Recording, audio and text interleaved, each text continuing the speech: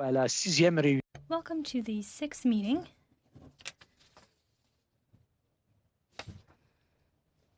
And being in our virtual space today, I want to remind everyone that, as you know, this is all done through video conference, as well as it's being televised. So we've got people out there watching, and I'm sure they're all very riveted to the screen and watching what's happening. So welcome to everyone who's watching.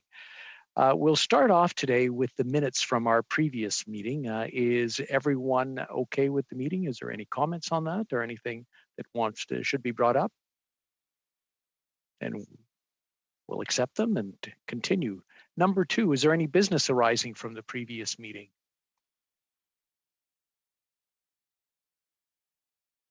Okay, the next step then, number 3, we'll do the ratification of the walkarounds. It's 3 items that were signed by all members in the past couple of weeks. First one was communications with constituents during COVID-19 situation. Everyone's still okay? We can ratify them. Good, that one's done. House of Commons preventative measures during the COVID-19 situation. Everybody's fine with that. We'll continue. And constituency office expenses related to COVID-19 prevention in the workplace. So everybody's fine with that as well? No dissension? Mr. Already Speaker, signed? Yes, sorry, Mr. Strahl. Going back, sorry, we kind of cruised through it. I don't believe that I signed off on the communicating with constituents part, and I know we've moved quite quickly through, and I'm trying to follow along with my iPhone here on the agenda. I wanted to address that one quickly. I just had a question. There was some I guess printing and mailing services has restarted today. The previous policy allowed us to print materials in our ridings until June 30th.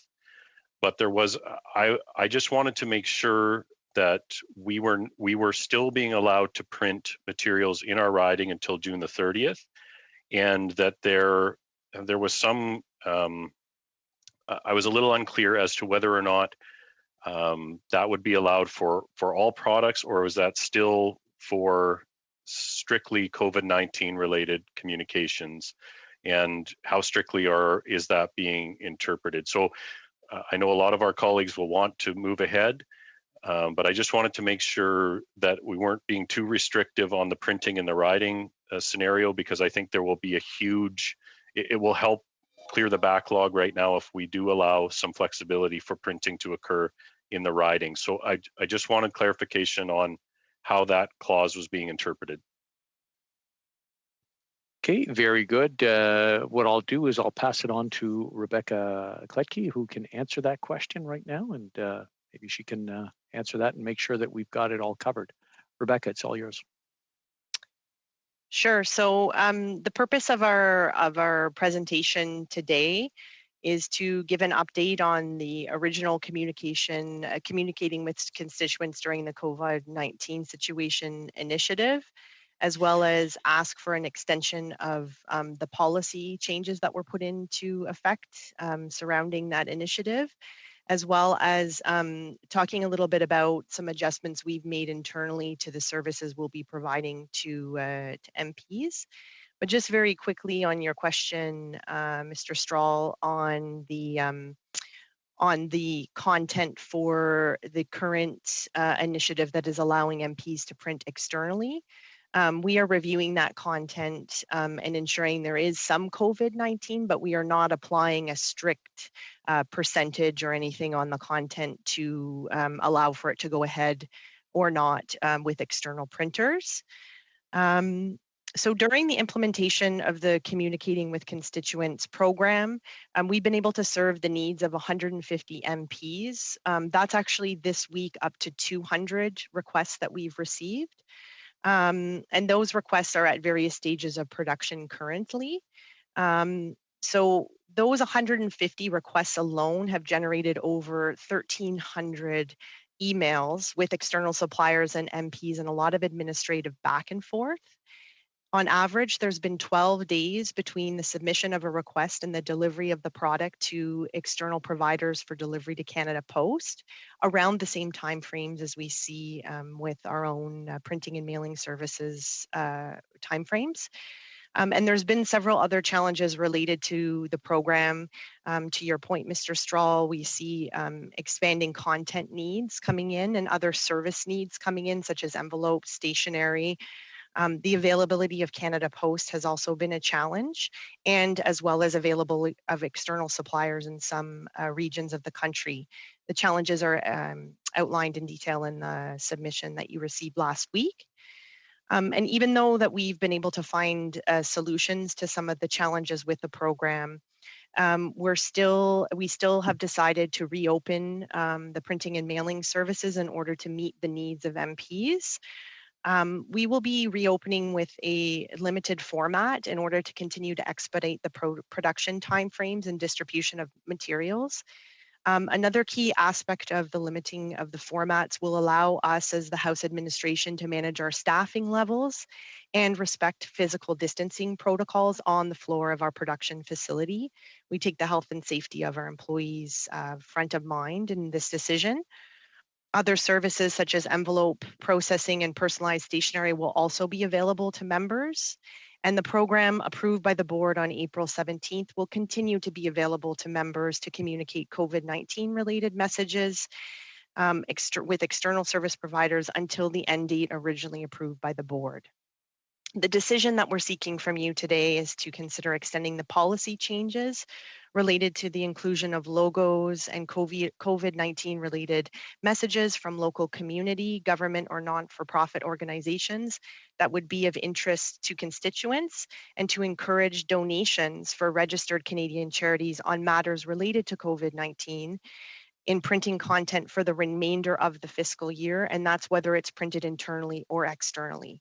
So we look forward to expanding the suite of printing services to meet the evolving communication needs of MPs, and we'll be happy to take your questions.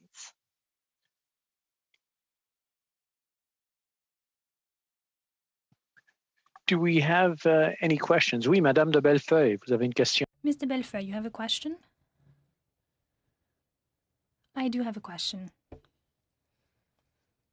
I want to make sure I understand this clearly. So the extension that you are suggesting when it comes to suspending the rules and the policies that was supposed to end on June 30th, you are now suggesting that we extend this deadline until the end of the fiscal year, so March 2021.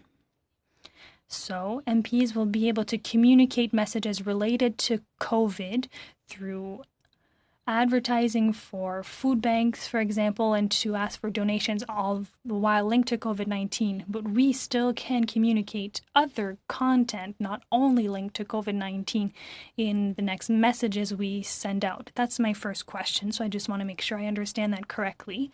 And I have a second question. Before the House adjourned, many MPs had already sent to the printing services business cards, stationery.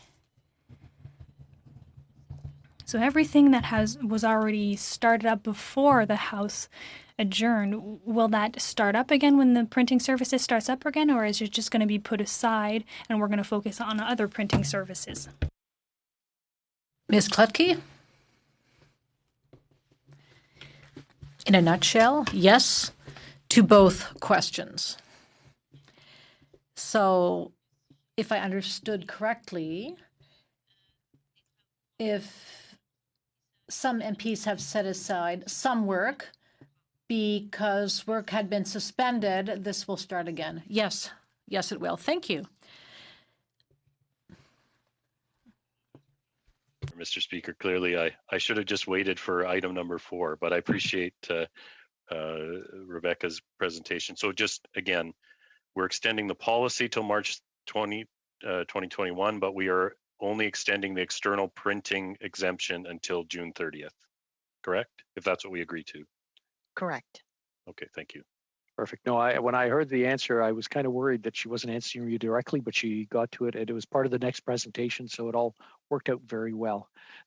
Are there any other questions? Autre question ou commentaire? Are there any other questions? Okay, so moved. We'll continue then.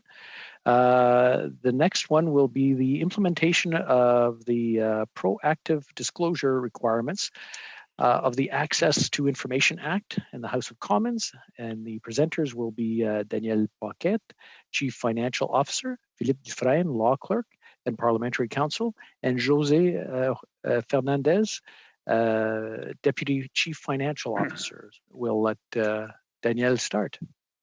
Monsieur Paquette. Thank you, Mr. Speaker. If you want to follow along, I know you've got a lot of material in your in the binder relating to this topic, but I'll be using the shorter deck to really walk through some of the key items here. And that deck is entitled "The Implementing the Proactive Disclosure Requirements." So it'll be easier to follow along with the presentation. Also, in the materials you have in there is all the mock-ups that'll show you how the information will appear at the time when we'll be able to publish to meet the requirements of the Act. But today I'll really just focus on the items that are pertaining to the information that's going to be published and not necessarily on the format or the look and feel. If looking at slide 2 of the deck, this one here, I won't be spending much time on it. It's just for background and information. It really provides you an overview of the evolution of almost the last 20 years of what we've done around disclosure for the House of Commons. Obviously, I'm here today for that last step where 2020 will be the first disclosure compliant to Bill C-58. Slide 3 will highlight a bit some of the changes to what will be disclosed for members. So looking at travel, we will now be disclosing all travel incurred using House funds. So for members, what that'll mean that it's the detailed disclosure for travel that was basically covered by the MOB budget, not only the travel that was being used using the travel point system. For hospitality, there's no changes in the information that's going to be disclosed between what we have been doing and what the bill requires. Looking at contracts, the resources provided by the House column will no longer be part of the reports, the quarterly report disclosure going forward. And all contracts in which the member is the contracting authority will now be disclosed. And in this case here, what that means is that all expenses incurred, which will not have been already disclosed under either travel, hospitality, or the travel summary, will be subject to detailed disclosure in this particular category. So these expenses will be disclosed quarterly again, but will not be cumulative as has been the case in the past, and they will still be published within 90 days of the quarter end. Changes on slide 4 for the presiding officers and House officers. There will be no changes in the information to be disclosed for travel or hospitality for these groups. And when it gets to the contracts, again, similar aspect that all expenses incurred that are not disclosed in the other categories, travel, hospitality, and salaries, will also be disclosed in this category. And again, the quarterly disclosure within 90 days of the period end. One of the places where we'll see the most significant changes is relating to for the House administration. So I have that on slide 5. And those is basically for the House administration in all categories. We will now start just having those disclosure happen. And when we get to the travel and hospitality, it's an all-encompassing. So it'll be all travel and all hospitalities for all employees of the House, which will be disclosed in these detailed listings. And for the contracts, we'll be looking at all contracts over $10,000. And we'll also be disclosing the call-ups on standing offers that'll be over $10,000 within that particular reporting period. The expenses, again, are always disclosed quarterly, but what will be different for the administration that this publication will be within 60 days of quarter end, not 90 days. So it's a little quicker after the period end. Slide 6 gives you a bit of the changes pertaining to the parliamentary diplomacy and committees. And to meet the requirements for this group, what is being done is really just making changes to the existing reports to meet all the requirements of the Act. So for the parliamentary diplomacy, they'll maintain their existing reports, but add reports around the delegation, around hosting and operating expenses, and then the conferences. These reports will be published on the parliamentary diplomacy website, and here it will also be within the 60 days. And for the committee, For committees, liaison has approved 2 proposals. One is modification to the existing activity and expenditure reports to break down the hospitality items, and the new detailed travel expenditure which will also be added. Again, both of these will be disclosed on the committee website. Also for this group, in order to meet the requirements of this act, the IIA has asked for one additional resource for which the administration in the submission is asking for the funding in order to cover the 70% share of the cost of that resource for the IIA.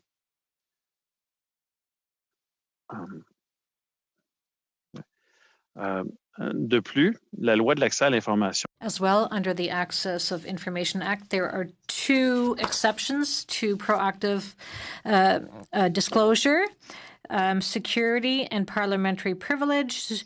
These issues fall under the purview of the Speaker of the House, and the process for these 2 issues is laid out. We are also going to look for other potential exemptions.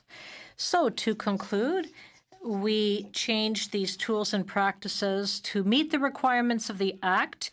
We have a communications and training plan, which can be rolled out shortly. So we are here today to ask the BOIE to approve the recommendations contained in our submission. So we would like you to approve what we are proposing.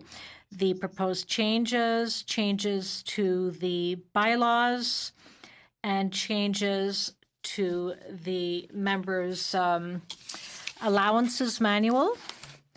And for the 70% share of expenses, we're here to answer any questions you may have.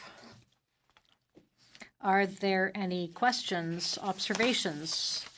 Mr. Strahl. First of all, Mr. Paquette, can you be clear that everything that you're proposing here is required by the Act? Is there any flexibility here, or are we did the ship sail when royal assent was given to this bill? We really have been working with the legal counsel to make sure that we were just disclosing what's required by the Act, and which is why there's some of the pieces like the resources provided by the House, which are not required and now going to not be in these detailed listings. But the interpretation has really been taken to the extreme. We've worked with everybody around in the organization to try to really make sure that we were meeting the requirements and not going overboard. Can you confirm? Is the requirement for designated traveler expenditures being separated from? I've found it interesting that the House administration reporting requirement is a cumulative amount. That it will be that's what I understood you to say, that it will be a global number, or would it say Mr. Paquette took the following trips? It will really say Mr. Paquette took this particular trip. It will be detailed disclosure for all employees. Okay. At this point here, so this is actually a difference from what we'll see in the rest of the public service, where it's all employees, not just senior officials. Right. Okay. Because I have been concerned. I've raised this issue before, and I if we're bound by the Act, then I don't think I probably voted in favor of it.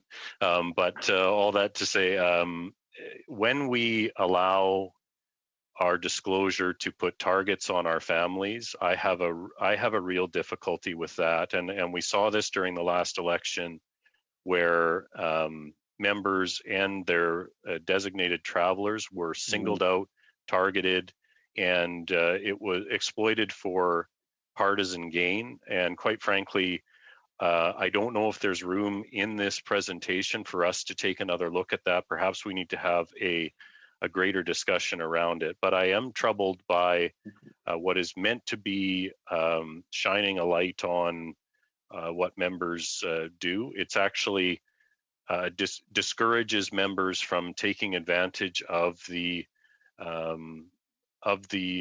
opportunities to reunite families, which we all claim from the Prime Minister on down that we want this to be a more attractive place for families, for young professionals to engage in the political process. and then we absolutely eviscerate them because of the disclosure rules that we have, and people just simply won't use the travel, etc., because they know that their political opponents will target them for it. So I know we're bound by the law here, and we obviously need to do whatever is required there. I would simply say that we should consider having a discussion in the future about whether or not there is an unintended consequence here that punishes people with families, young families especially, and will discourage those folks from either traveling so that they can keep their families together, or will discourage those people from seeking office at all. So I simply will leave it there. I don't know if we can deal with it right now, but I would certainly want to have that discussion in the future. I believe Monsieur Dufresne has an answer for Mr. Strahl. Monsieur Dufresne. Well, I will just add that we have reviewed the legislation. It is a broad legislation in terms of proactive disclosure. There are exceptions, as was indicated, in terms of the Speaker's ability to invoke parliamentary privilege or invoke security with respect to the parliamentary precinct for expenditures of the House administration. But we will look at the implementation of this. We will continue to monitor it to see if there are unintended consequences, and this is something that can be looked and monitored and potentially addressed. But at this stage, this is the interpretation of the requirements as they stand. Mr. Strahl, everything's fine. Okay, we'll go to Ms. Bergen, and ensuite Madame de Bellefeuille. Ms. Bergen.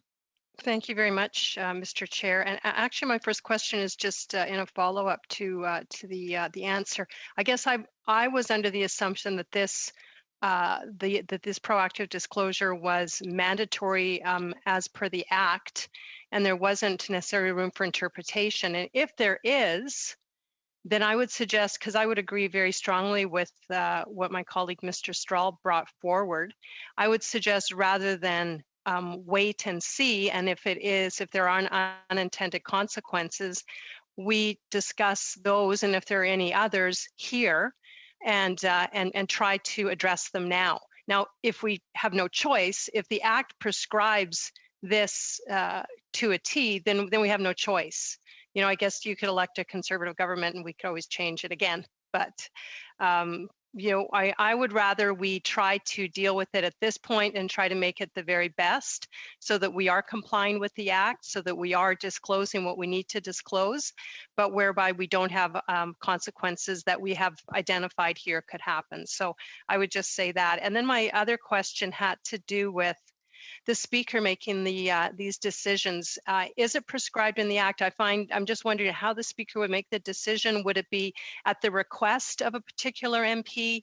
Would it be, I mean, what's the process? And does the Act lay that out, or how does the Speaker decide what doesn't need to be disclosed? Thanks very much. Mr. Dufresne. On this, I think to the two parts of your question. First, what is being proposed here as a framework is the framework that, in our view, is required by the Act as it stands. Now, there is the ability for the Speaker to make exceptions in specific cases, both with respect to parliamentary privilege and with respect to security. And so the specific process as to how that is implemented, whether there are issues that are raised by members, this is something that members will be able to raise and bring to the attention of the Speaker. And it is provided explicitly in the Act that the Speaker may make this determination, and if he does, on the basis of privilege, the information will not be disclosed, and that decision will not be reviewable, whether in courts or before the Access to Information Commissioner. In terms of the exception for security, it deals with information disclosure for the House administration and the parliamentary precinct, and it requires consultation with PPS. But beyond that, there's more detail that could be brought forward in terms of the documentation and the templates and so on. But those two specific exceptions exist, and they can be raised by members in individual cases, and that's something that we'll be looking at. Ms. Bergen, any follow-ups? I wanted to say thank you. It was good to see the templates as to what the new disclosure will look like, and it would be, I think, good if we could share those with our caucuses so they'll be aware as well. But yeah, I would say my question wasn't quite answered, and that could just be because this is sort of a new process. But again, I think my point being, if there's any way that we can try to address the issue around where our designated traveler, who many times is our partner or spouses, could be targeted for political gain, I think we want to try to mitigate that. Thanks. Parfait. Maintenant, nous allons continuer avec Now we're going to continue with Madame de Bellefeuille. Yes, Mr. Speaker, Mr. Chair. So with this new act, the transparency will favor a more proactive disclosure. And I agree that the different frames and the ease with which we understand, with which citizens can understand that all this is extraordinary. If we want the MPs in our caucus to be transparent and to seize data in the right way, the platform should be well funded so that we can spend less time in front of our screens to fill out the relevant documentation. As an MP, I use this portal with my computer, and I use it by hand as well. And when this act comes into force, will the portal be adjusted and modified so that the data is more easily seized? Monsieur Paquette. So the portal, the platform, will be adjusted so that we are able to gather all the necessary information necessary to the disclosure. As for agents, House officers, we haven't made any immediate changes. But I think that we have to update our processes in order to better seize data and to be able to submit information electronically. And so I have a meeting planned with the relevant teams so that we are able to update the platform so that we can reduce the red tape for MPs. I have a second question. You speak of training that is offered, training for MPs. So how will you organize this training with MPs? Do you want to be invited by the different caucuses? How will this training be deployed? Our communications plan is ready to go as we speak. Many different platforms are available. We can meet caucuses, we can meet with different groups, we can meet online. There will be different documents and videos that will be put online to help. All the options were taken into account in order to adapt to everyone's specific needs and specific preferences. Thank you. And now we're going to continue with Mr. Julian.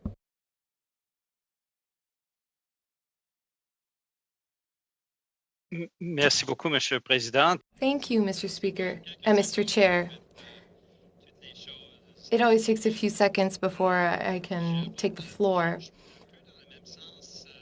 I would like to echo what my colleagues have said.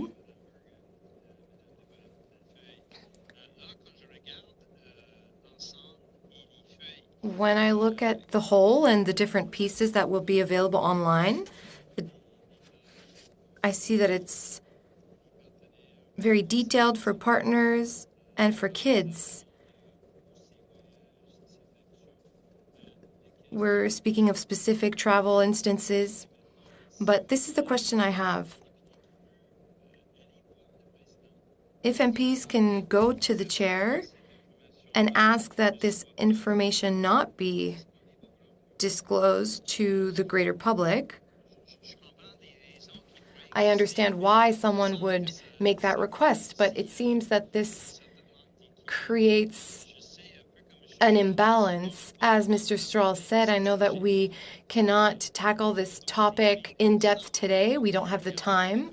But it seems to me that we should study the rules more closely, the rules regarding how the chair rather,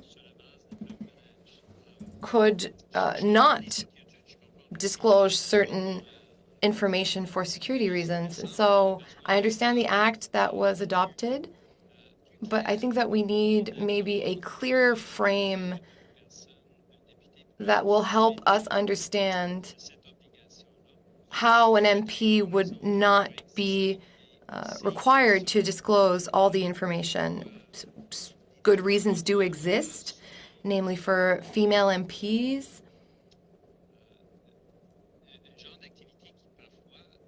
There's a type of activity that is unhealthy. Having all this information disclosed to the public, say traveling to and from a certain city at a certain date, I can understand that that can be sensitive information. So could we maybe put this on the agenda for the next meeting of the BOIE? In what kind of situations would this kind of information not be disclosed to the public? In what cases? So I will answer your question. I'll just change the language. The definition for privilege exists in the Act, and the chair will have to interpret the definition of privilege as defined by the courts. So if a disclosure of information, for example, could hinder the work of the House, that could be a case.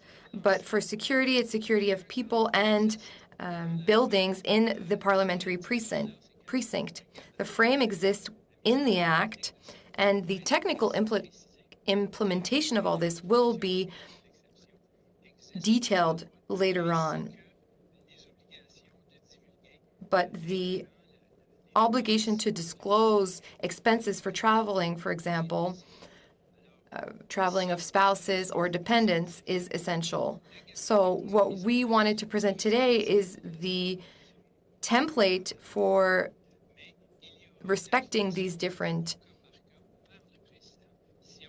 requirements, but the chair will have some discretionary power, and so he can judge if it was a question of privilege or a question of security in the parliamentary precinct with regards to information disclosure. Are there any other questions? Mr. Strahl and Ms. Just to clarify then, I just want to be very clear. Because when I was first elected, all of the travel that occurred for my office, which was myself, any of my family, any of my staff, all came under my name. It was all disclosed, and it was a global figure. Now, obviously, it's per trip, etc. That decision, as I recall, was not a legislated one. It was a board decision made in 2012 or something like that. So am I right that it was an internal Board of Internal Economy decision to part out dependent and designated travel expenses so that they were a separate line item on our public disclosure statements? Or is that, I think it's very critical that we understand, we might be going back in time here, but I think we need to look at, is this required? Is it required that my designated traveler information is revealed by this act, or is that referencing back to a Board of Internal Economy decision made a number of years ago? And secondly, is this? I don't know if anyone has done this work, but it seems to me that I just say this for the public more than anything, that the requirements now for a opposition member of parliament are much more detailed and much more stringent than they are for members of the cabinet. That a cabinet disclosure in terms of travel and expenditures, etc., is much lower than someone who does not have is not even a public office holder in terms of that part of the act. So, but I would like to know on the previous question especially. I will go to Mr. Dufresne. On that, Mr. Stroll, the Act, Section 71.05, with respect to the expenditures, the proactive disclosure for travel expenses for members, indicates explicitly that it must include the total cost for each of the following classes of expenses, including the cost for any other person, such as a spouse or dependent who participated in the travel. So there is an explicit reference in the legislation, which is distinct from the situation prior to the legislation. Mr. Stroll, did you have a follow-up on that, or no? We'll go to Ms. Bergen. Ms. Bergen. So just to follow up on that, but I think the report that we will now be required to put is the name, which I know is public, but I guess the name of the designated traveler or staff member.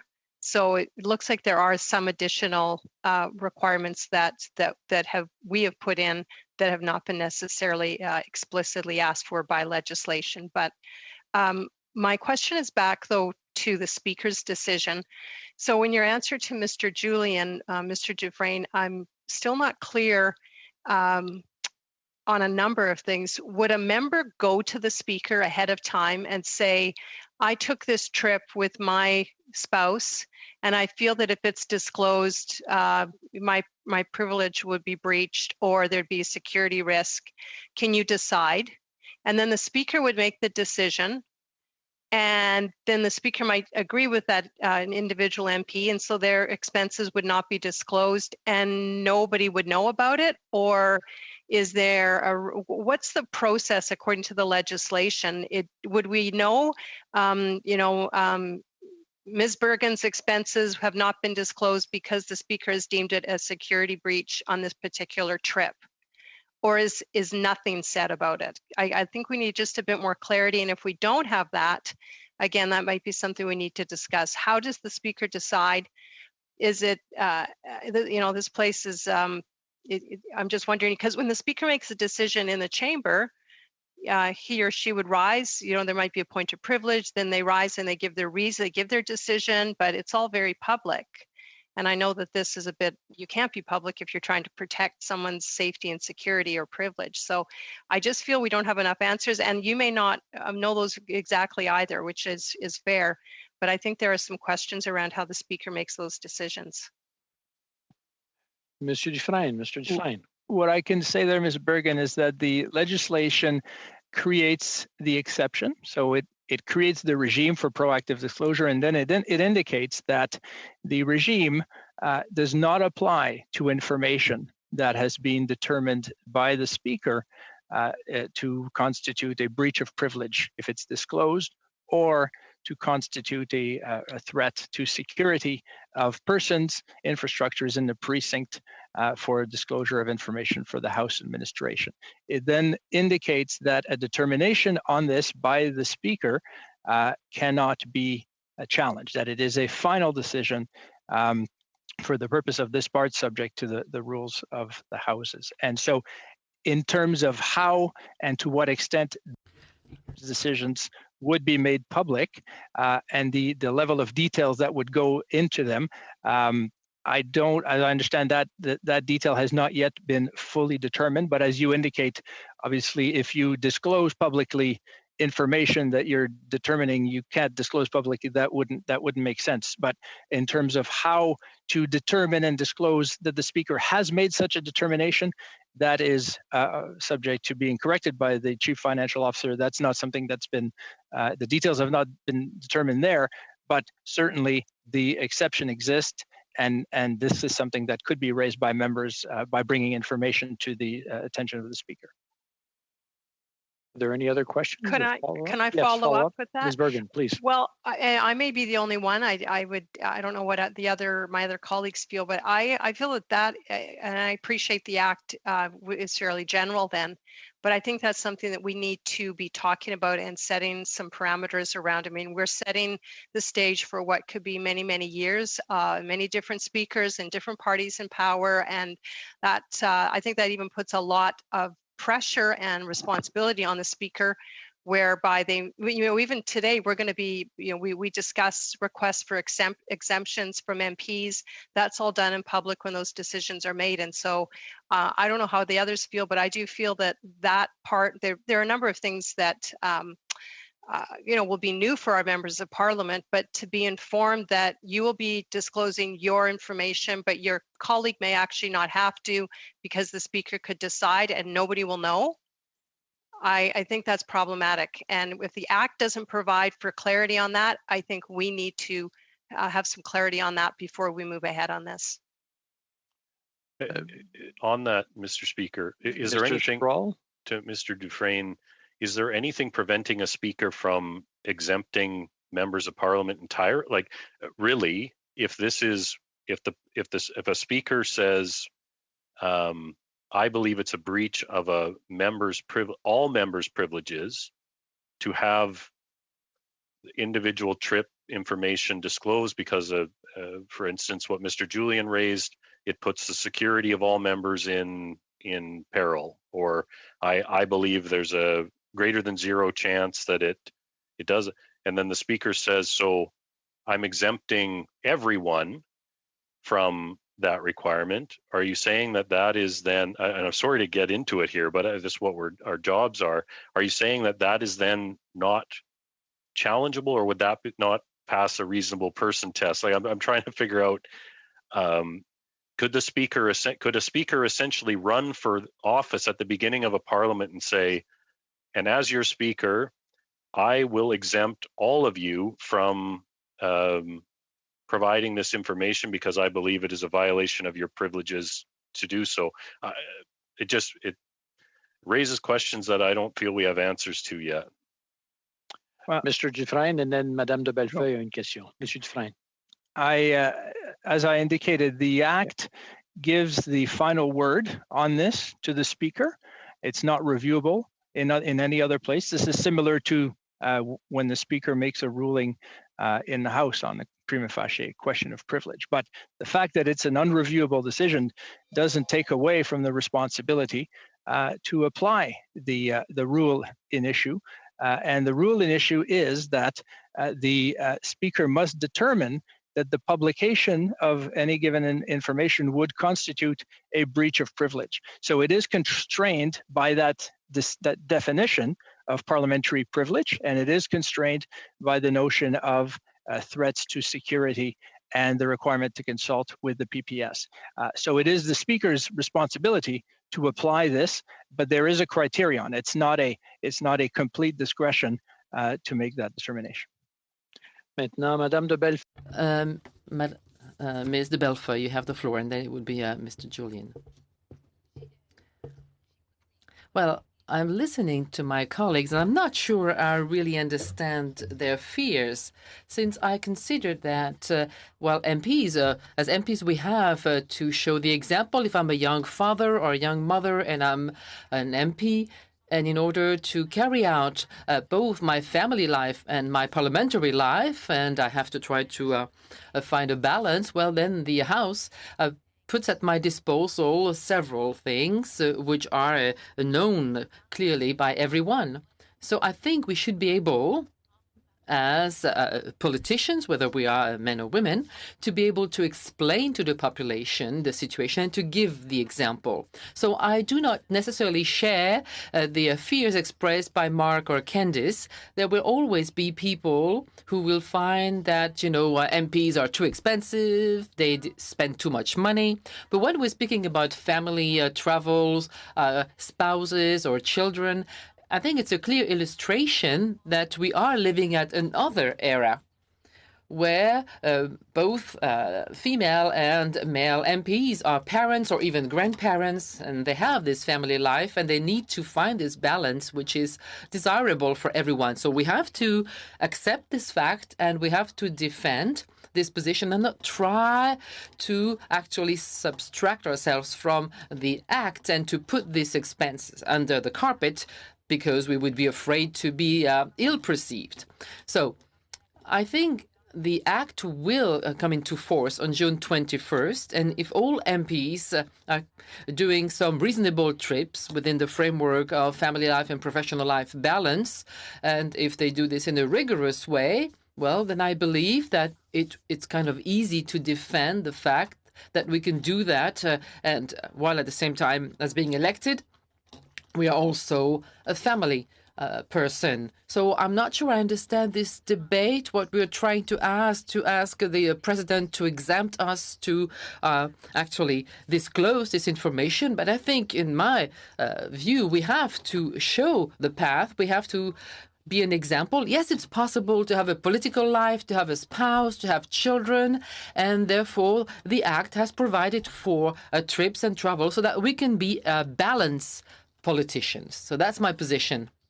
Well, there was no question, but I think it was more like of a comment you wanted to make. Yes, thank you. Mr. Julian. Bergen. Merci, Monsieur le Président. Thank you, Chair. Well, I don't think we are in contradiction. I understand with Mr. Belfort on the principles. I think everyone agrees with the principle. But I think the question is to know whether these bylaws, how they can be applied. And therefore, I believe that we will need to look at all these issues and provide recommendations to the Speaker about what type of situations we could find ourselves where the Speaker might exercise his privilege. It might be if there are some threats, or it can be in all kind of different cases, for instance, where children are also targeted or in one way or another. So there are, for sure, exceptions to that principle. I don't think anybody here is against the principle as such, but we have to know, right now we have a principle in place, but we also have a power that has been given to our Speaker through the voice of the MPs who are going to elect the Speaker for the next Parliament, for instance. So we should be able to see under what circumstances and in which situations this is to be applied. I think we are here to really provide a framework to these bylaws, and sometimes it's not always clear to know when an MP could apply very strictly these power, or what is a situation where we should not present any information. But maybe my viewpoint will be different from the other members. So I think it is worth it to go back during the next meeting of our committee to look at how we can really find a framework, these exceptions. On the principle, I think we agree, but we have to find a better way to set up a framework. You know, my son is quite an adult son right now. I'm not worried about him, and I don't feel threatened myself or targeted, but I understand why other MPs might feel vulnerable concerning the disclosure of such information. So I think we should have a discussion on the basic principles and how to apply privilege exceptions, so we will all be on the same wavelength. And when the Speaker then will decide, well, it's part of a jurisprudence or case law. So we see the Speaker, for instance, say, well, Mr. Speaker, you are making decisions in the House, and this is part of the case law. And this, you know, is something that we have already observed, but I think we should have some kind of, to have a follow-up to our discussions of today. Yes? So, Mr. Rodriguez, if you don't mind muting your microphone, we can hear you when you're speaking. Thank you. Thanks, Mr. Chair. And really, a lot of what Mr. Julian said is what I'd wanted to reiterate. I did want to clarify for Ms. de Belfort that I don't think any of us have issues with disclosing. I will say this, though, and it's just maybe to give her a little bit of context. She's fortunate. You're fortunate, Claude, that you live fairly close to Ottawa, and so you're not flying quite as much as some people who are in other parts of the country. And also, and this is something else to take into context, all of the other parties, I would say, really want to be working and doing work for their constituents, but for Canadians. And so there is travel that we do to other parts of the country, whereby we're meeting, whether it's trying to get a sense of what's happening in Atlantic Canada, trying to understand farming issues in Quebec, or gun issues in Toronto or on the West Coast. So I know for many of us, outside the block, I would say, we travel right across the country because we do want to serve all Canadians. So I think that the travel is probably, there's more risk involved in terms of is there security issues? Would there be privilege breached? But my biggest concern in the questions that have not been answered is, as a number of us have now said, just how the speaker would be making those exemptions. How would that be publicized, and how would we go forward with that? Thank you. Maintenant, nous allons aller à Monsieur Rodriguez. Mr. Rodriguez now. Oui. Allez-y. Merci beaucoup. Thank you very much. Yes, thank you, Chair. Mr. Chairman, I did not think I was going to intervene, but I think that we are going a little bit in circles. What I believe was that everything was clear enough. I think it leads to transparency, to a balance, a necessary balance in terms of access of Canadians to these information, and also some discretion that the speaker may exercise. So I think there is a balance, a necessary balance that already exists and is included. So I think we should move forward. I didn't think we would spend so much time on this point. Thank you. I think right now we have reached a point, as Mr. Rodriguez said, where we might be turning a bit in circles, but I don't feel there is a consensus. And I don't think that everyone is comfortable with this project. So what I'm going to suggest is to maybe have more analysis on that question and to come back with further questions during maybe our next meeting, the next meeting of the Board of Internal Economy. So if everyone agrees, we're going to wait until the next meeting, and we're going to ask the clerk to come back with more information and more analysis, so everyone would be more comfortable as far as where we're going to find ourselves in the future. Do you agree that we'll postpone this for the next meeting? So we will be dwelling on this item even further at the next meeting, and I hope that everyone will agree to maybe have a better understanding, a more precise understanding of what we're doing. So we're going to put aside of this, and we're going to go with the number 6, which is the temporary extension of transition support for former members due to the COVID-19. And the presenters will be Mr. Pierre Parent, who is the Chief Human Resources Officer, and Mr. Daniel Paquet, who is the Chief Financial Officer. We'll start with Mr. Parent. Thank you, Mr. Speaker. The objective of this submission is to seek the Board of Internal Economy's approval of temporary exceptions to some of its bylaws and policies regarding transition support services for members who were not seeking re-election or were not re-elected in the 43rd general election. I will refer to these two groups as former members.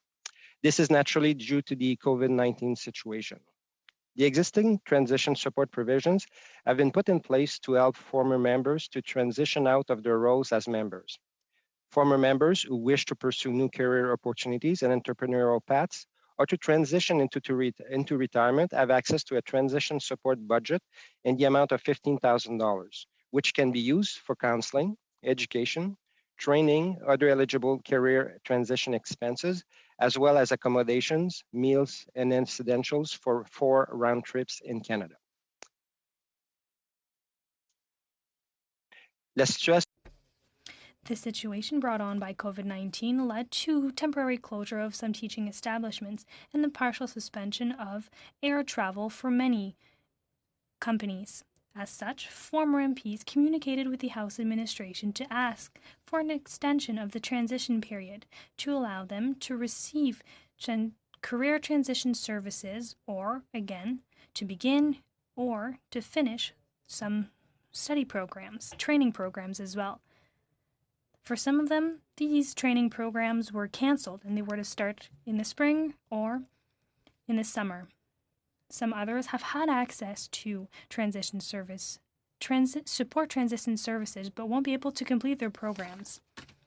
And as such, given the measures that have been implemented to fight against this unprecedented time of COVID-19, the transition period, as referred to in Section 113 of the House bylaws, MPs will be able to use these transition support services. And Section 114 of the House bylaws makes it such that they will be able to be reimbursed for any programs that have to be extended. questions board members may have. Est-ce qu'il y a des questions ou commentaires? Are there any questions or comments? Not seeing anyone, I believe we can proceed with this. Everybody's nodding. Fine, okay. We'll move on to number 7. Item number 7, il y a eu une demande d'exemption. A request for exception. I'll ask Mr. Paquette, Chief Financial Officer, to explain what that entails. Mr. Paquette. I'm here today to present a request for exception pertaining to members' expense claim for external printing. The submission provides a summary of the timelines and the facts of the situation. The expense claim is for external printing in excess of the 5,000 copy limit allowed in the current member's policy. The member incurred these expenses during the period after the internal printing facilities were closed and before the board approved its alternative measures during the COVID pandemic. The member's policy requires that all printing in excess of 5,000 similar copies must be done through our internal printing facilities to ensure conformity to the policy and, very importantly, access to the preferred mail rates. Their current policy also makes the member personally responsible for any amounts in excess of the allowed limits. Okay. Étant donné la situation.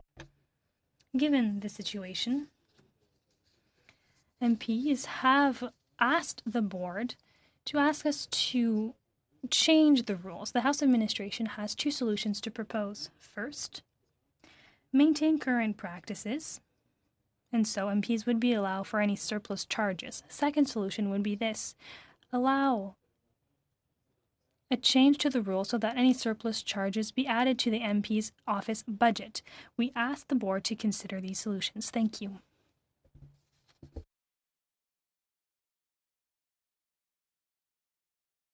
Mr. Holland, do you have a question? Thank you very much, Mr. Speaker. It's not a question, it's a comment. I would say that we get a lot of requests for people to make mistakes, and they very uncommon that I would suggest a member bring this forward. I suggested that the member Mark, ton micro. Mark, your mic. The interpreter cannot interpret you at this time. No. Is there a problem with the interpretation? The sound isn't good enough. When I speak French, is there a problem? The interpreter would like to signal that there is a connectivity problem. I move to French. Madame de Bellefeuille, est-ce que vous l'entendez? Ms. de Bellefeuille, can you hear him? So I think I'm back.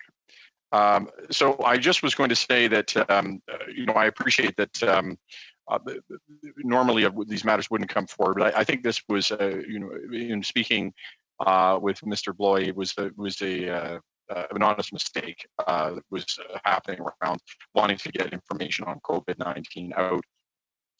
He was we did actually change the policy a couple of weeks later, and in this case, the member is proposing that he charge his members. Monsieur Président. Mr. Chair? Yes, Mr. Bellefeuille. I think we have a problem with the microphone. On Mr. Holland's line, and it's breaking up. I know I'm struggling, so I could imagine what an interpreter would have to go through. I'm not sure how we solve that, but Mr. Holland, maybe you can try again, and we'll see if we can hear it. I'll try to be very brief and to the point. I don't know if anybody can hear me. I'm not sure what's happened. I seem to have had a major technological malfunction here. The government should come up with a program to get high-speed internet to Toronto. We're working on that. Yeah, Ajax could use better internet. I will try. I don't know what to say. Can folks hear me right now? We can hear you. There is some kind of breakup in there. I can make out what you're saying, but I can understand that an interpreter would have a hard time taking it and then translating it. But I'll ask you to continue, and maybe you can repeat it in French if you like. Okay. I was just going to say that the member acknowledges that he made a mistake. I just feel that it was honestly made. It was in an effort to communicate around COVID-19, and there was a lot of anxiousness I know that a lot of members had. The policy for external printing was changed a few weeks later, and the member is not proposing to charge the House of Commons central budget, but is actually suggesting that he charge his own MOB. So given that it would come against his own MOB, and given the fact that I think the error was made innocently, and having conversations with him, then I would seek approval from the board to provide support on that basis. Okay, no, everything went smoothly. I don't know what you did, but it almost seems like a light came from your computer. You enlightened it and we heard you. So I'm not sure if it's divine intervention. Madame de Bellefeuille. Mr. Bellefeuille. Thank you, Mr. Chair. I have a question for Mr. Paquette. Are there a lot of MPs who inadvertently made the same mistake and who have to cover the cost but didn't present an exemption request to the board? Mr. Paquette. At the moment, I'm only aware of one such case in $100 or so, not the same extent as the other case. There is only one case at the moment. Yeah, just quickly, I know what we're going to do here, I think, is to charge his member's office budget. I did have, I found, it doesn't take a lot of work to figure out that a lot of these staff had come over from Mr. Bryson. So I'm a little unsure. I've been involved in this politics on the staff and MP level for a number of years, and you've never been able to do what he did up and certainly not without the approval of PAMS. So my question is, if he had, I understand if he had waited, he was a month ahead of where the policy was, but there was apparently enough COVID stuff in there to allow it. Was the printing expense within the acceptable range? I know that was an issue that was raised in our previous document about having some external suppliers were way too high, and PAMS had to go back and either say no or negotiate. So was the range acceptable?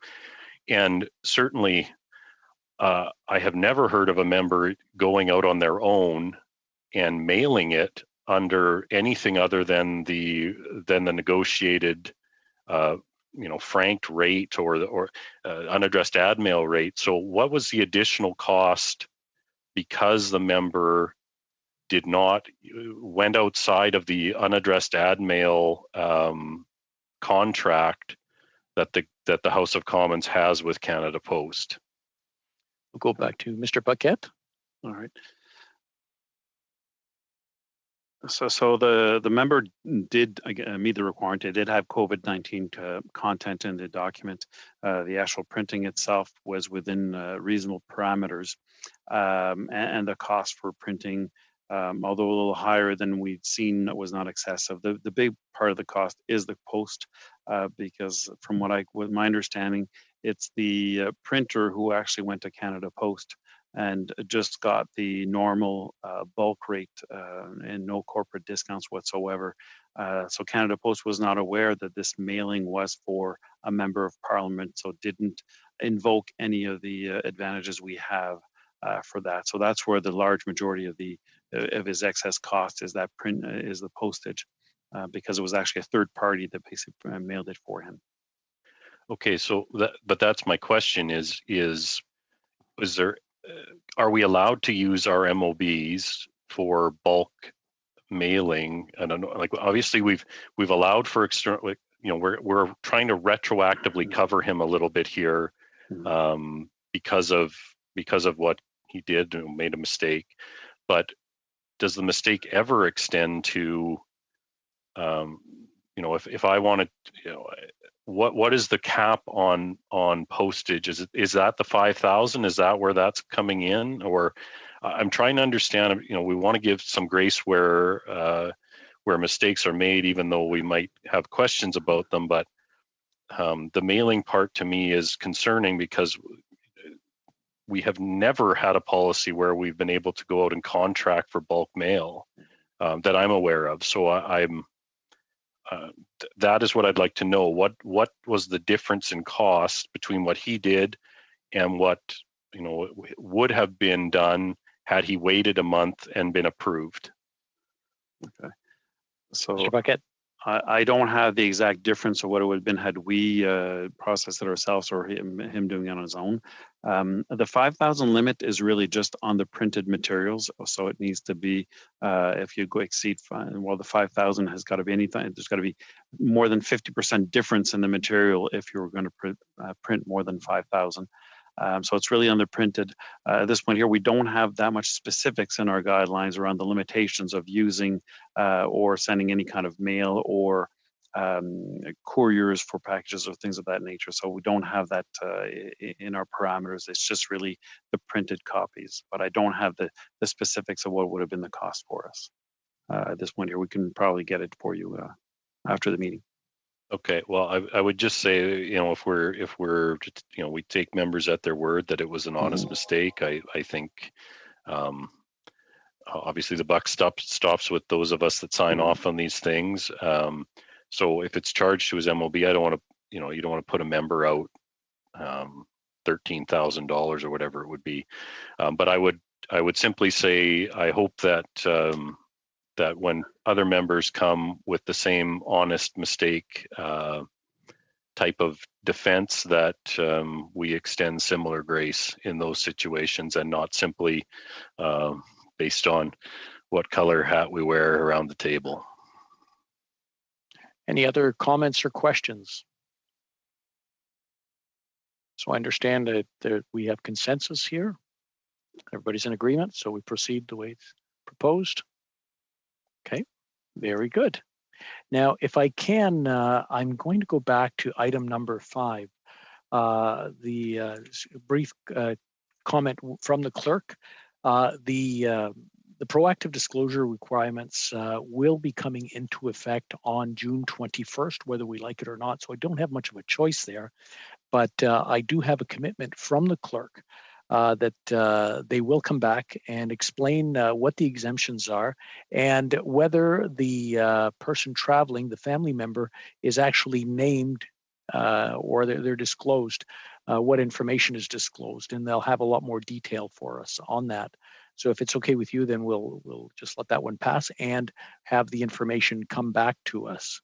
Do I have agreement on that? Ms. Bergen?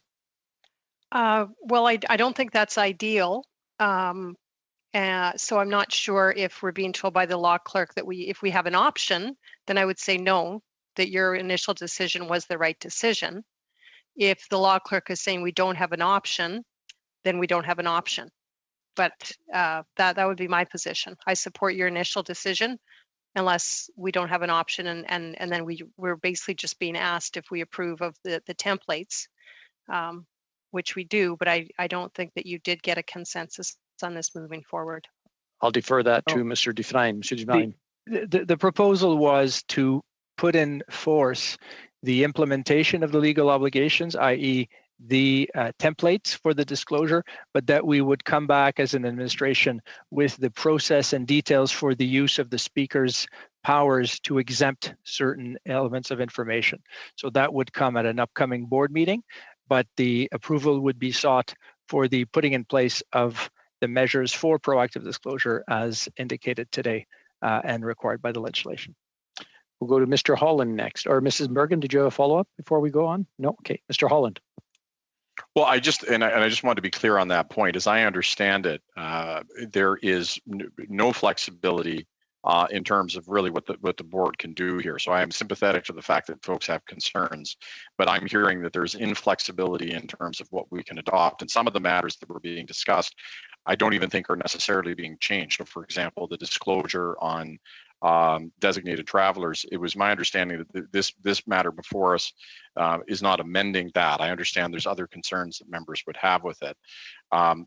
The only question is really the discretion of the speaker, and maybe I could ask the question more directly, and it might clear it up a little bit so that folks aren't left with the impression that that discretion is broad. Well, technically, the speaker could make a ruling that would say that there was an infringement of privilege or security.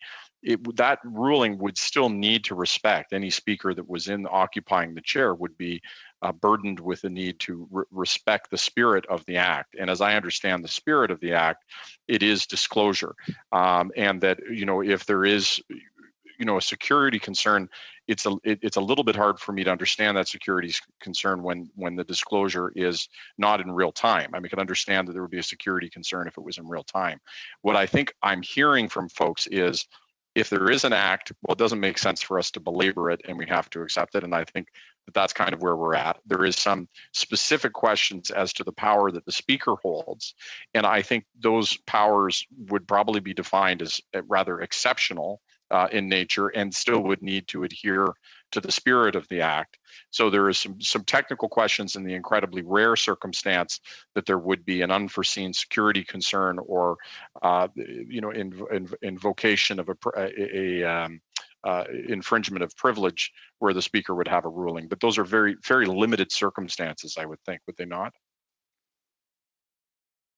Mr. Dufresne, did you want to comment on that before we go to Mr. Strahl? Well, it is constrained. It has to be a breach of privilege. So that is not an unlimited category. And it has to be a threat to security of persons in the precinct following a consultation with PPS. So there are certainly parameters, and I would agree that the spirit of the act is for disclosure. But again, the act does provide for those specific exceptions. And so that's what we would be coming back to the board with in terms of the specific parameters of those exceptions, but the proactive disclosure regime would be put in place. Mr. Holland, you're fine. We'll go on to Mr. Strahl. Yeah, just briefly, obviously, if things need to be done to meet legal obligations, we're not going to stand in the way of that while awaiting more information on that interpretation, which I do not think is extremely narrowly defined. I think it's fairly broad there. Privilege, as we've seen in the House, can relate from everything from being on a bus caught behind the Prime Minister's motorcade to someone being denied the ability to speak on an SO31. So that there's a huge privilege is broadly defined. So I don't think we can say it's going to be narrow here. But my point mainly is that with an entirely we glossed over entirely. There's a request for a new funds or a new FTE or 70% of an FTE as part. I don't just want to gloss over that. Like to me, we have no. I'm a little concerned right now. I believe that's for the is it the JIC or who is getting the extra money? Because no one's traveling right now, and won't be for the foreseeable future. So I guess I'm just, is this FTE necessary because of new expertise that is required, or because it would seem to me that the workload of the unit would likely have been reduced, or do we have the ability to shift that, or is it entirely do we need a new does this need to be new because of the new expertise required? Who will be taking that question? Je m'excuse, qui? Okay, we have a technical issue here. Eric, Mr.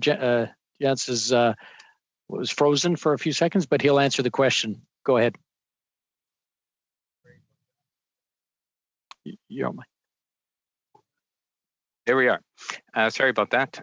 Indeed, the extra FTEs required by the International Interparliamentary Affairs Directorate, they, as you know, Mr. Strahl, are a joint directorate, House and Senate. So they deal with two different financial and HR systems, those of the House and those of the Senate.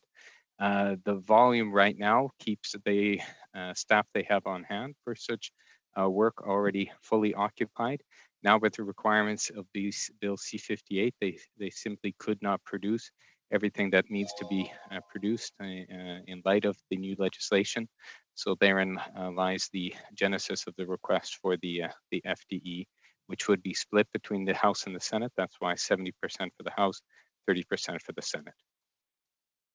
Very good. Any further questions or comments? Pas de questions, commentaires? Okay. So then what we'll do then is we'll proceed, and we will have a further report at our next Board of Internal Economy meeting on the items that were of concern. In the meantime, I would recommend that if any other topics may come up, please, through my office or through the clerk's office, please let us know on this issue, and maybe we can have a more fulsome report or back and answer any questions that may occur. Madame de Bellefeuille, vous avez une question, un commentaire? Do you have a question or an observation? I feel that the meeting is coming to an end. It's 4:20. I thought we were going to meet until 5 p.m. After you conclude, I'm just wondering if I could ask a question on parliamentary committees, which has to do with interpretation on subcommittees. Sure, you can ask that question. But before that, is there anything else? No. Mr. Patrice, can you answer Ms. de Bellefeuille's question? The question is about interpretation on subcommittees. Isn't that right, Ms. de Bellefeuille? Yes, absolutely. Last week, we adopted a motion which would allow committees to find their regular powers again. That is, to allow committees to study issues other than COVID-19. And under that motion, subcommittees in this transition period would be allowed to sit informally. However, we need simultaneous interpretation, and in some cases, bloc members may have agreed to go without interpretation. However, given last week's motion, if committees are to use their regular powers again, MPs should have access to their regular privileges, including being able to express themselves in their mother tongue and being able to access simultaneous interpretation. So my question is whether subcommittees will also have simultaneous interpretation. I'll ask Mr. Jans to answer. Thank you for your question, Madame Bellefeuille. Yes, indeed, in light of the motion adopted in the House last week, committees which will be able to sit henceforth will have more powers than before last week, including the power to sit in camera. And they might be able to also meet via Skype. Our IT colleagues, though, have found a solution, which is to meet via Zoom. So to answer your question, Absolutely, from now on, subcommittees or steering committees will be able to meet with interpretation. However, we would need the same resources as those needed by a regular committee sitting in public. The whips have agreed that all this be taken into account. Does that answer your question, Madame de Bellefeuille? Well, thank you for your answer. I think the whips are meeting this week, and we will discuss these various logistical issues. As far as we are concerned, it is important to have subcommittees with interpretation. So perhaps certain arrangements will have to be made with the whips so that all committees, including subcommittees, will be able to sit. That's great. Thank you. Mr. Rodriguez, would you like to add anything? No, except to say that I always felt that subcommittees would be able to sit as they would normally, and of course with interpretation. I'm sorry, Mr. Rodriguez. What do you mean? You meant with interpretation? Yes, absolutely. Any other observations at this point? Oh, if I may, a final question, Mr. Chairman. I will take Mark at his word, who's the Liberal whip. He'll let all committee chairs know, and I'm also hoping that Mr. Strahl will inform all of his chairs that interpretation will be used at all committees. Mr. Julian. Very briefly, Mr. Chairman, yes, I absolutely agree with Madame de Bellefeuille. It's important that we have simultaneous interpretation at all committees. I saw that at Finance. This hasn't been the case for a few weeks, so I'm happy Ms. de Bellefeuille raised the issue.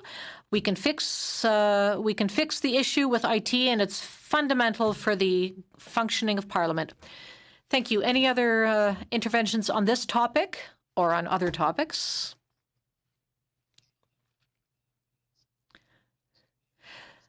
If not, with that, we will conclude this meeting and we'll say see you next time. Thank you so much.